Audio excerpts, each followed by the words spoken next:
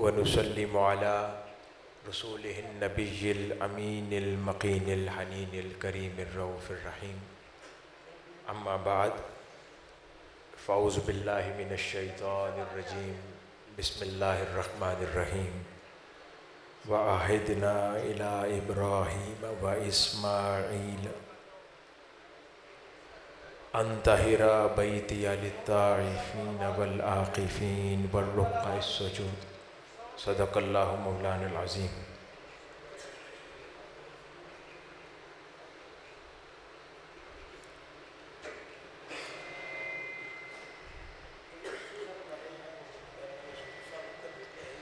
ماشاء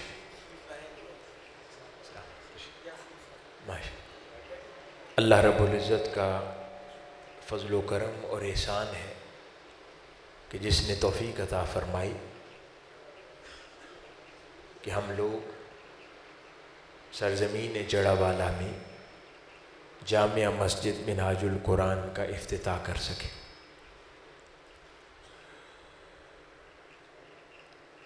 اور اس کی توفیق خاص سے ہم لوگ یہاں اس تقریب سعید کے لیے جمع ہوئے. اللہ پاک ہم سب کا یوں جمع ہونا اپنی بارگاہ اقدس میں قبول و منظور فرمائے.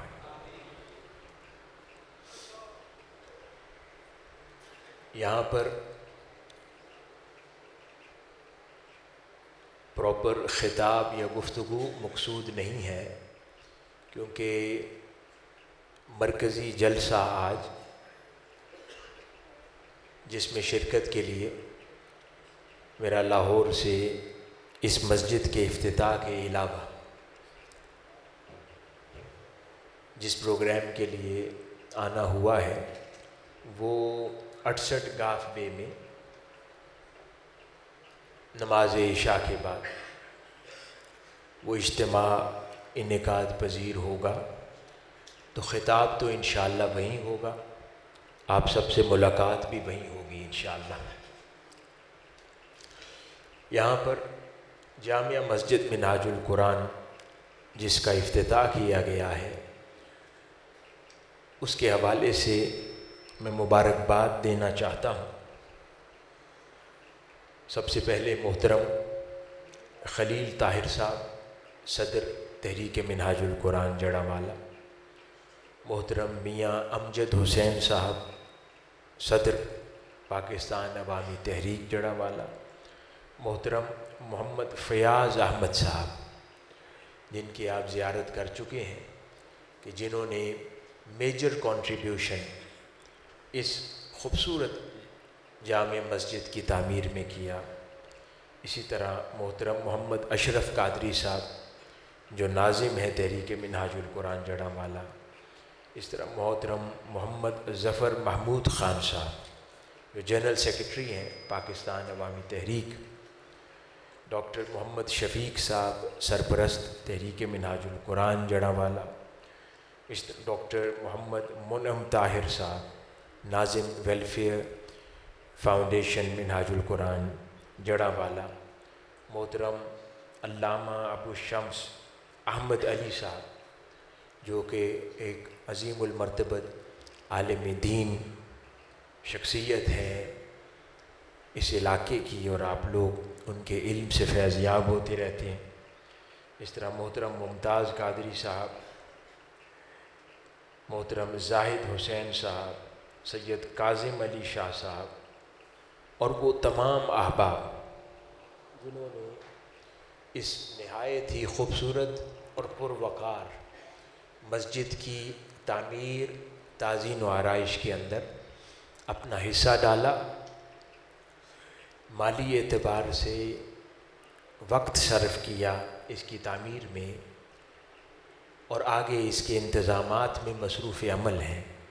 تو آپ میں سے ہر ایک شخص کو لکھوں کھا بار مبارکباد پیش کرتا ہوں.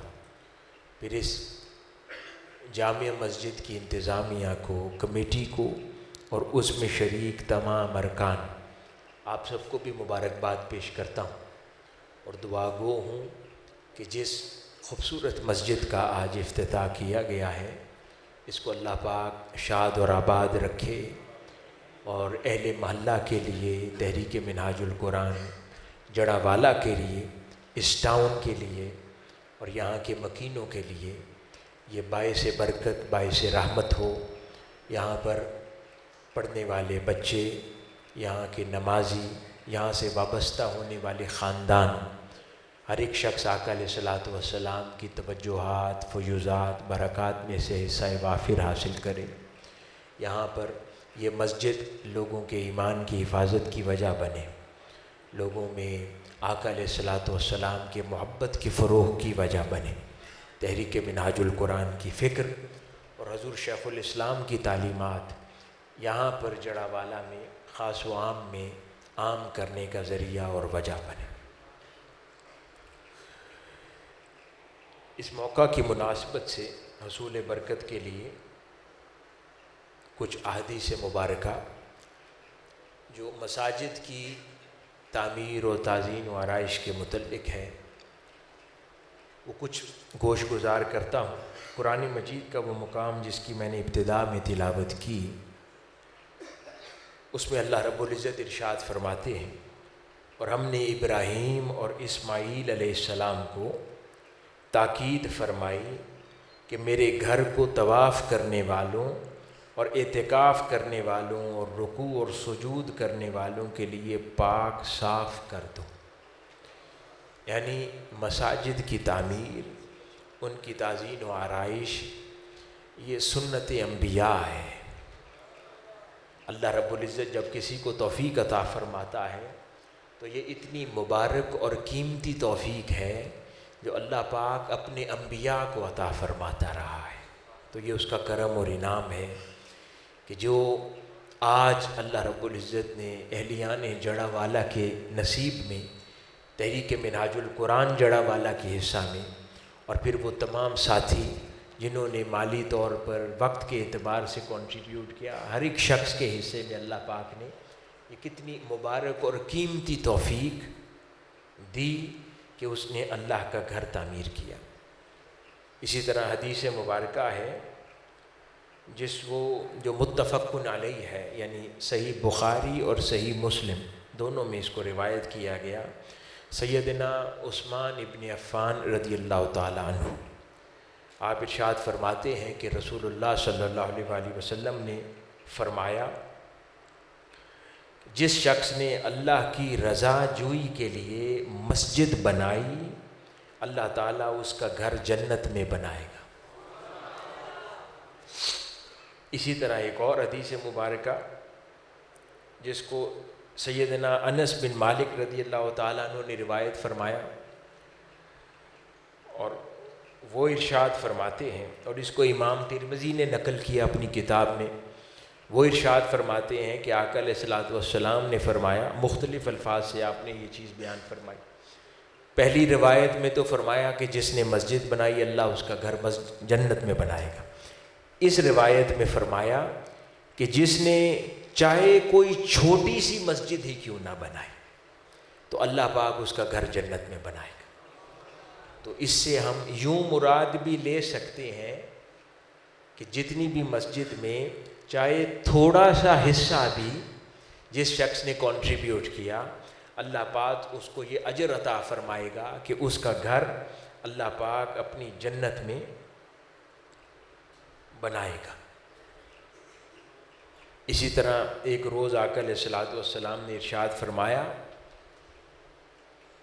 کہ تمہارے تمام اچھے اور برے اعمال میرے حضور پیش کیے جاتے ہیں، یہاں تک کہ تم میں سے کوئی شخص مسجد سے تنکا بھی اٹھا کر صفائی کرتے ہوئے باہر پھینک دے تو وہ بھی بطور نیک عمل میرے حضور پیش کیا جاتا ہے۔ تو جو لوگ اس مسجد کی تیاری میں، پھر اس مسجد کی صاف صفائی میں، انتظام و انصرام کے اندر حصہ لے چکے، آج حصہ لے رہے ہیں اور آئندہ بھی حصہ لیتے رہیں گے، تو آپ لوگوں کے لیے کہ یہ اتنا مبارک عمل ہے کہ اس عمل کا اجر بھی اللہ رب العزت یوں ادا فرماتا ہے کہ حضور کی امت ہے نا، تو حضور کے سامنے اس امتی کا نامہ اعمال اور وہ اعلیٰ اجر سامنے رکھ دیا جاتا ہے کہ حضور کی کہ آپ کے اس امتی نے آج مسجد سے تنکا اٹھا کر باہر پھینکا، آپ کے اس امتی نے آج مسجد کو سنوارا، آج مسجد کو سجایا، تو یعنی یہ اتنا مبارک عمل ہے۔ اور پھر وہ لوگ جو مسجدوں کو آباد کرتے ہیں، اہل محلہ جو نماز پڑھنے آتے ہیں، آپ لوگ خوش نصیب ہیں۔ ایک صحابی تھے،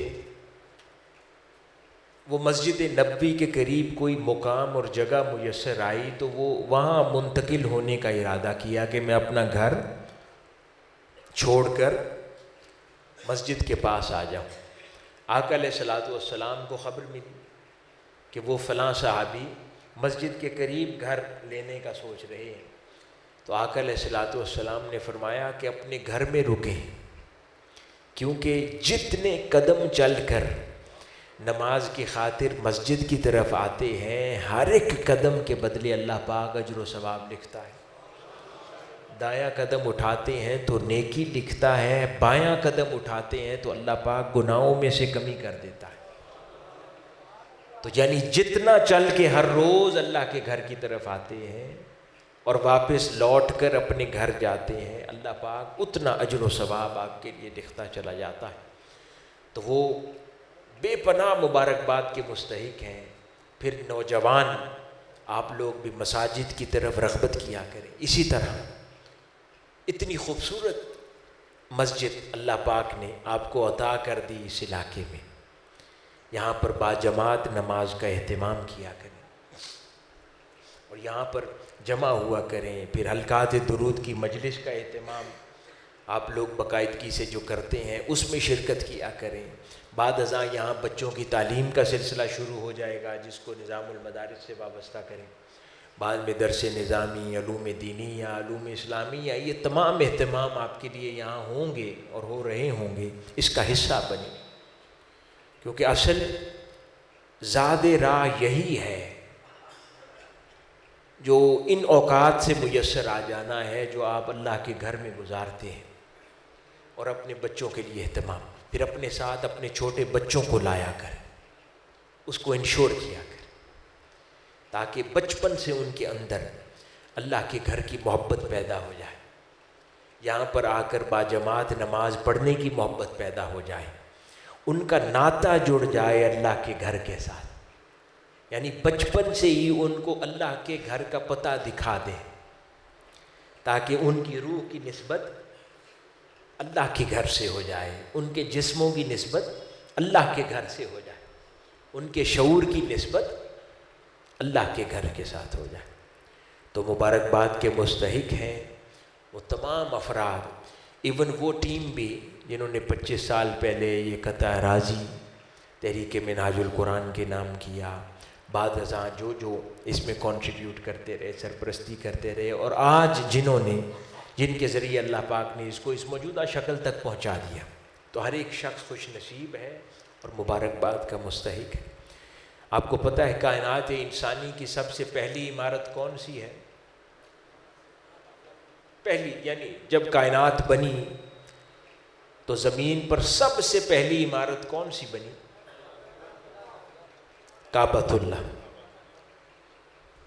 کیونکہ عموماً تو ہم سمجھتے ہیں نا سیدنا ابراہیم علیہ السلام نے آپ اس کی دیواریں اٹھائیں، لیکن ان سے پہلے اللہ پاک نے خانہ کعبہ سیدنا آدم علیہ السلام سے بنوایا، پھر وہ وقت کے ساتھ جس طرح وہ بنیادیں مدھم ہو گئیں تو ان کو دوبارہ سے اثر نو سیدنا ابراہیم اور سیدنا اسماعیل علیہ السلام نے اٹھایا، تو سب سے پہلی عمارت۔ اور جانتے ہیں کہ کائنات انسانی کی دوسری عمارت کون سی تھی؟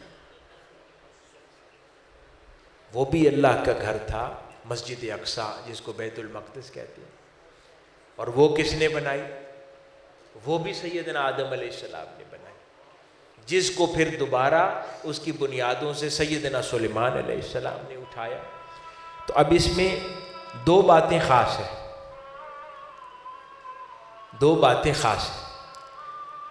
مسجد تعمیر کرنا بھی سنت انبیاء ہے اور مسجد کو ریپیئر اور مینٹین کرنا بھی سنت انبیاء ہے. یعنی بنوایا بھی اللہ نے مساجد کو اپنے انبیاء سے، اور جب وہ خستہ حال ہو گئی عمارتیں تو ان کو دوبارہ سے ان کی تعزین و آرائش کرنا، ان کو ان کی بنیادوں پر پھر سے اٹھانا اور ان کو خوبصورت شکلیں دینا، وہ بھی اپنے انبیاء سے. یعنی دونوں عملوں کو نبوی سنت عطا کی.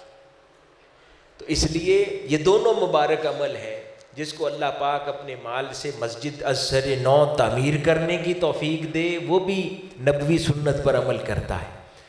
اور جس کو اللہ پاک بنی ہوئی مسجد کو مینٹین کرنے اور اس کی تعزین و آرائش کی توفیق دے، وہ بھی در حقیقت انبیاء کی سنت پر ہی عمل کرتا ہے.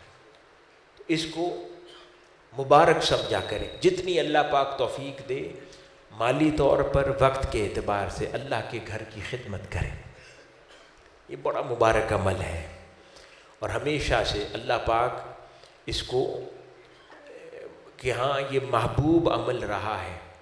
اور اس کے جو پھر مساجد کی خدمت کرتا ہے ان کو ریوارڈ بھی بڑا دیا جاتا ہے. سیدنا ابراہیم علیہ السلام نے تو کعبۃ اللہ کی تعمیر کی تو کائنات انسانی کی سب سے قیمتی شے مانگ لی. آقا علیہ الصلوۃ والسلام کی ذات بابرکات اللہ پاک نے اپنے گھر کی تعمیر کے صدقے ان کی وہ دعا بھی قبول فرما لی. اس لیے جو لوگ خلوص نیت سے اللہ کے گھر کی خدمت کرتے ہیں تو کم از کم اللہ پاک ان کی نسلوں میں ایمان کی حفاظت ضرور فرماتا ہے. کیا فرماتا ہے؟ ایمان کی حفاظت. یعنی حالات خراب ہوتے ہیں دنیا کے، ہر طرف سے فتنے ہیں، حملے ہیں، نفس کے، شیطان کے حملے ہیں. اس کے اندر نسلیں ہیں، بچے ہیں، اولادیں ہیں، وہ بہک جانے کا امکان ہے. لیکن جن کے آباء و اجداد نے اللہ کے گھر بنائے ہوتے ہیں، اللہ کے گھروں کی خدمت کی ہوتی ہے، دیر سویر اللہ پاک ان کے لیے، ان کے بچوں کے لیے ہدایت کا اہتمام ضرور فرمائے گا. تو اپنے اولادوں میں ایمان کی حفاظت کی نیت سے اللہ کے گھر کی خدمت کیا کریں. اور پھر ایسا مرکز جو تحریک منہاج القرآن سے وابستہ ہے، اس دور کی مجددانہ تحریک اور مجدد وقت شیخ الاسلام پروفیسر ڈاکٹر محمد طاہر القادری مدظ اللہ العالی جیسی شخصیت اور ان کی تعلیمات سے وابستہ سینٹر ہو، جو اعتدال پر مبنی، امن پر مبنی، آقا علیہ الصلوۃ والسلام کی محبت کی تعلیم دیتا، فرقہ واریت کی بات نہ کرتا ہو، کسی کو گالی دینے کا سبق نہ دیتا ہو، کسی سے نفرت کرنے کی بات نہ کرتا ہو، سب کو قریب کرنے کی بات کرتا ہو، اتحاد امت کی بات کرتا ہو، امن و سلامتی کا درس دیتا ہو. کسی کو کبھی اس مرکز سے، اس پلیٹ فارم سے گالی نہ دی جاتی ہو. تو اتنی مبارک تحریک کے ساتھ وابستہ کوئی سینٹر ہو تو یہ اور بھی ناگزیر ہو جاتا ہے کہ ہم اپنی اولادوں کو، بچوں کو ایسی مسجد اور سینٹر سے وابستہ کریں تاکہ وہ جب دین سیکھیں وہ بھی اتنا اجلا اور ستھرا دین سیکھیں جس میں امن ہو، جس میں دوسروں کے لیے سلامتی ہو، جن کی زبان میں خیر ہو، کسی کے لیے گالی نہ ہو، آنکھوں میں کسی کے لیے نفرت نہ ہو، پیار ہو، سلامتی ہو، امن ہو، اور آقا علیہ الصلوۃ والسلام کی محبت، اطاعت و اتباع ہو. تو یہ مبارکباد ہے اہل محلہ کے لیے کہ ایسی جماعت اور تعلیمات سے وابستہ سینٹر اللہ پاک نے آپ کے علاقے میں دیا ہے. اس کو نہ صرف آباد کریں، اپنے بچوں کو یہاں سے وابستہ رکھیں تاکہ دین کا صحیح رنگ اور صحیح روپ سیکھا جائے اور امن و سلامتی والا دین بچوں کو منتقل ہو. آقا علیہ الصلوۃ والسلام کی حدیث مبارکہ ہے، حضور نے ارشاد فرمایا کہ دیکھو اپنا دین کس سے سیکھتے ہو. یعنی آپ نے توجہ مبذول کروائی کہ جب دین سیکھتے ہو تو یوں آنکھیں بند کر کے کسی کے بھی پیچھے کھڑے مت ہو جاؤ، غور سے پہلے تحقیق کر لو کہ اپنا دین کس سے سیکھنے لگے ہو. اگر کوئی متشددانہ رویہ رکھتا ہے، کوئی نفرت کی بات کرتا ہے، کوئی کفر کے فتوے لگاتا ہے، کوئی شدت کرتا ہے، کوئی جو لوگوں کو دین سے باہر نکالنے پر ہر وقت آمادہ رہتا ہے، تو دیکھو کہ کیا اس سے دین سیکھنا ہے، یا جو لوگوں کو دین میں شامل کرتا رہتا ہے، لوگوں کو گلے لگاتا رہتا ہے، پیار پھیلاتا ہے، محبت پھیلاتا ہے، نفرت ختم کرتا ہے، یا ویسا دین کا رنگ پسند ہے؟ اگر ویسا دین کا رنگ سمجھ آئے تو پھر اپنی اولادوں کو بھی جوڑے، کیونکہ جس طرح اپنا گھر بار بطور وراثت اپنے بچوں کے لیے چھوڑ کے جاتے ہیں نا، اس گھر بار کی وراثت سے زیادہ قیمتی وراثت ہے جو اپنے بچوں کے لیے دین چھوڑ کر جائیں گے، ان میں دین منتقل کر کے جائیں، اس سے زیادہ قیمتی وراثت نہیں ہے کوئی۔ آقا علیہ الصلوۃ والسلام کی غلامی اپنی بچوں میں بطور وراثت شفٹ کر کے جائیں، حضور کا غلام بنا کر جائیں۔ یہ تب ہوگا جب چھوٹی عمروں میں اپنے ساتھ بچوں کو مسجد لایا کریں گے اور ان کو سکھائیں گے دین کیسے حاصل کرنا ہے۔ اللہ پاک آپ سب کی اپنے حفظ و امان میں رکھے، اس مرکز کو آباد فرمائے، یہاں سے علم کا، رحمت کا، امن و سلامتی کا، آقا علیہ الصلوۃ والسلام کی محبت کا نور پھیلے، حضور شیخ الاسلام کی تعلیمات کا نور پھیلے۔ اللہ پاک تحریک منہاج القرآن جڑا والا کو دن دگنی رات چوگنی ترقی عطا فرمائے، آپ لوگوں کی توفیقات میں اور اضافہ فرمائے، اور جو کچھ احباب اس مرکز کی ڈیولپمنٹ میں کنٹریبیوٹ کر چکے ہیں، اللہ پاک آپ کی کنٹریبیوشنز کو اپنی بارگاہ میں قبول و منظور فرمائے۔ اللہ پاک اپنے فضل و کرم کے سائے میں آپ سب کو رکھے، آقا علیہ الصلوۃ والسلام کی کملی مبارک کے سائے میں رہیں۔ اللہ پاک آپ سب کو سلامت